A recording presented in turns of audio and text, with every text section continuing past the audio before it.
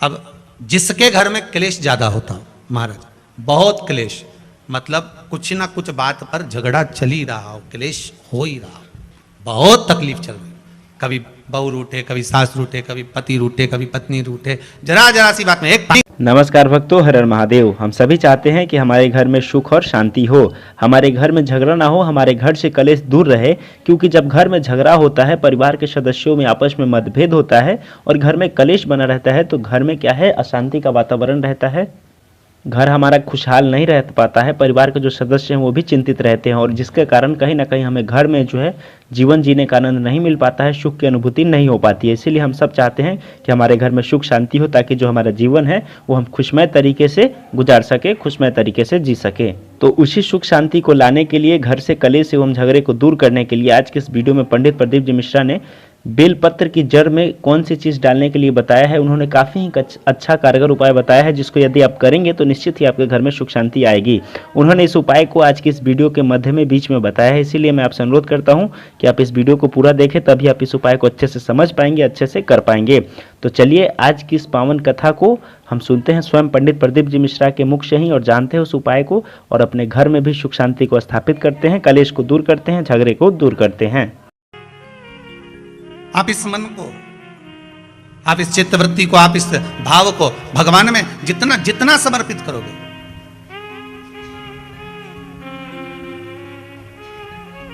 आप जितना परमात्मा की ओर लेकर जाओगे, उतना ये मन शुद्ध होता चले जाएगा। नया मकान बनाया किसी ने, जिनने बनाया हो जरा हाथ ऊंचा करो तो जरा।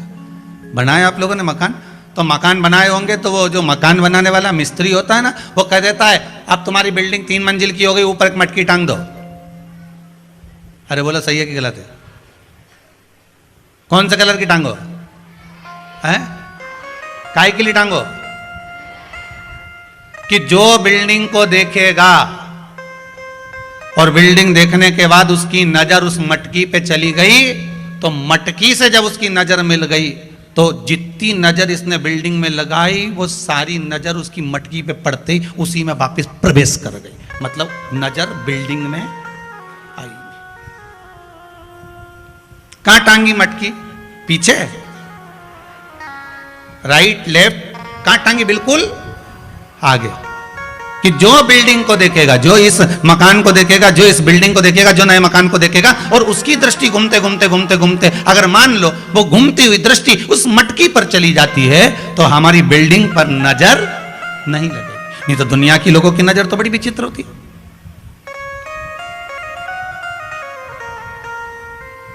कौन से कलर की टांगी?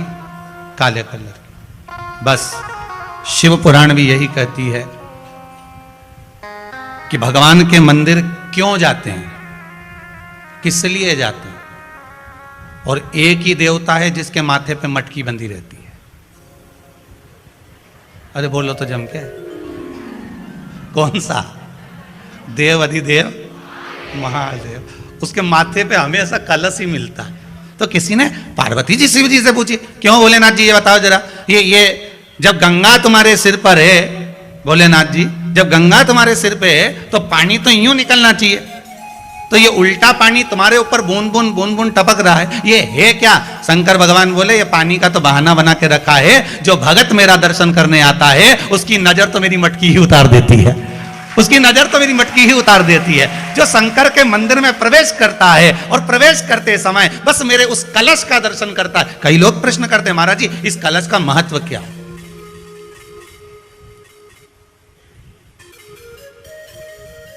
3 टेकी पे टिका रहता है, ब्रह्मा विष्णु महेश, उसके ऊपर कलश, उसमें एक छेद, उसमें से एक एक बूंद पानी नीचे गिरे, अर्थात ब्रह्मा विष्णु महेश एक एक बूंद पानी गिर रहा है, मतलब ये तीनों एक है। झगड़ता है, घर में झगड़ा होता क्यों है?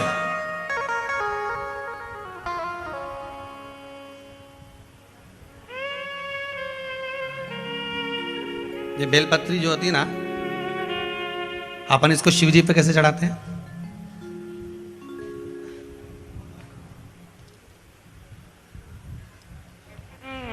जैसे ये शिवलिंग है, ठीक है, और ये बेलपत्री को अपन ने शंकर जी पे चढ़ाया, इसी तरह चढ़ाते हो ना आप लोग, शिव जी पे चढ़ाया। पहले इससे प्रथम वाली कथा में कहा था जब विशेष कोई कार्य होता है तो बीच वाली बेलपत्र पर शहद लगाकर बाबा पर उसको लगाकर जाया जाता है। अब जिसके घर में क्लेश ज्यादा होता हो महाराज, बहुत क्लेश, मतलब कुछ ना कुछ बात पर झगड़ा चल ही रहा हो, क्लेश हो ही रहा हो, बहुत तकलीफ चल रही, कभी बहू रूठे, कभी सास रूठे, कभी पति रूठे, कभी पत्नी रूठे, जरा जरा सी बात में एक पानी गिर गया उस पर विवाद, बच्चों को कुछ कह दिया उस पर विवाद। तो ये जो बेलपत्री की ये जो भाग होता है, इस बेलपत्री का जो डंडी का जो भाग होता है, इस भाग को, बेलपत्री की इस भाग को महाराज, ऐसी कैसी बेलपत्र, बस ये भाग को बेलपत्री के वृक्ष के नीचे शहद लगाकर इस पत्ती पर ऐसे ही बेलपत्री की जड़ में उस भाग को लगाकर या रख के आ जाइए। केवल एक ही बार करना, किसी भी प्रदोष पर कर लेना महाराज। फिर एक प्रदोष से दूसरी प्रदोष तक तुम्हारे घर में कभी क्लेश नहीं हो सकता, ये पक्का है, झगड़ा होगा ही नहीं। हाँ वो जानबूझ के झगड़ लो तो बात दूसरी है, किसी और वाला महाराज की बात झूठी करना है तो अपन तो झगड़ो, चाहे कुछ भी हो जाए। अब भाई कई लोग तो होते हैं विरोध में खड़े होने वाले, तो उनका मन, इनने किया अपन को नहीं करना, जा अपन को नहीं करना। तो अब कहीं का कह दे कि भाई अपन को तो अब घर में झगड़ा ही नहीं हो रहा, तो वो झगड़ा कराने के लिए मन में सोचे नहीं अपन तो झगड़ेंगे चाहे कुछ भी हो जाए। होता है कई बार ऐसा ऐसा मन में भाव जागृत हो जाता है कि भाई देखना पड़ेगा अपन को, प्रैक्टिकल तो करो। और हम भी कहते हैं प्रैक्टिकल करो और जरूर करो। एक महाराज जी प्रवचन दे रहे थे, प्रवचन में कह रहे थे शराब नहीं पीना चाहिए, मदिरा नहीं पीना चाहिए, ये गंदा नाली का पानी है, क्यों पीते हो, गटर में पड़े मिलोगे, बर्बाद हो जाओगे। वहीं महाराज का पहचान वाला बैठा था, उठकर खड़ा हो गया, ओ महाराज तुम इतनी बड़ी बड़ी बात कह रहे हो, तुम्हारा सगा भाई पी के गटर में पड़ा है, पहले उसको तो ज्ञान दे लो फिर हमको देने ला। महाराज जी चुप रहे, कुछ नहीं बोले। थोड़ी देर बाद बोले, भैया देखो मैं भी प्रवचन कर रहा हूं, मेरा भाई भी प्रवचन कर रहा है, बस अंतर इतना है मैं मुंह से समझा रहा हूं, मेरा भाई प्रैक्टिकल करके दिखा रहा है। तुम जैसे समझना चाहो समझ जाइए, समझना आपको है, आप कैसे समझोगे ये आपके ऊपर है।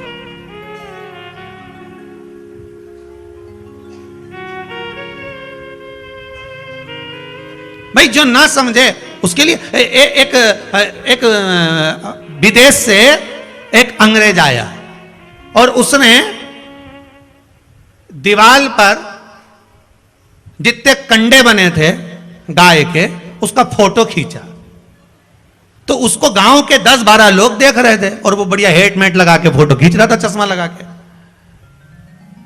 तो उसको बड़ा आश्चर्य हो रहा था, तो गांव के लोगों ने पूछ लिया,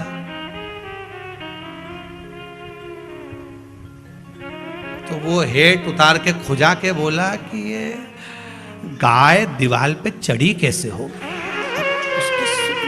अब जो समझ गया तो समझ गया, ना समझे तो ना समझे। तो गांव का व्यक्ति खड़ा था, उसने कहा हेट वापिस लगाओ, फोटो खींचो, जाओ। फोटो खींचो, मतलब क्या उसको? कामदेव का अहंकार आ जाता है, कभी कभी मानव को अहंकार आ जाए। बहुत दुकान तुम चलाओ, खूब आराम से तुम दुकान चलाओ, खूब घंटों तक दुकान पे बैठे रहो, खूब अच्छे से कमा, तो कई व्यक्ति को आ जाता है वो तो मैं कमा रहा हूं इसलिए चल रहा है, तुम्हारा क्या जा रहा है, तुम तो उड़ाए जा रहे हो। अब पति के चला रहा है वो, परंतु उसको ये समझना होगा। रावण बार बार कहता था मैं लंकेश, मैं लंकेश, मैं लंकेश।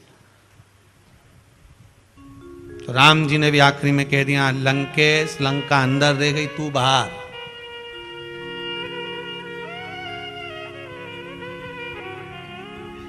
और अंतिम समय में कुछ नहीं बचा, कुछ भी, सब समाप्त। कामदेव का अहंकार, कामदेव ने कह दिया। देवऋषि नारद निकल कर जा रहे थे, नारद जी ने पूछ लिया कामदेव से, वाह स्वाब।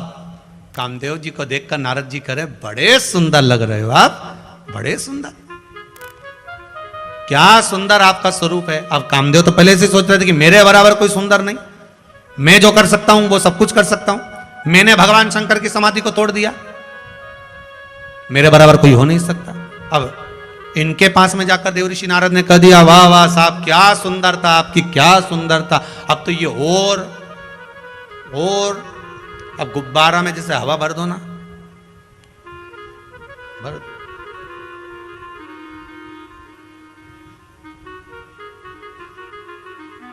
और ज्यादा जब हवा भरा जाए तो उठ जाए। बस कामदेव के भी खूब हवा भर दी। और ऐसे केवल नारद जी जैसे एक नहीं है, नारद जी अकेले, ऐसे तुम्हारे को भी घना मिलेगा। अभी रविवार के दिन भी ढेर मिलेगा। रविवार को ही है ना? अरे समझ गए क्या? गजब। घर जाके नजर उतरवा लेना एक बार, तुम्हारी याददाश्त तो बड़ी पक्की है।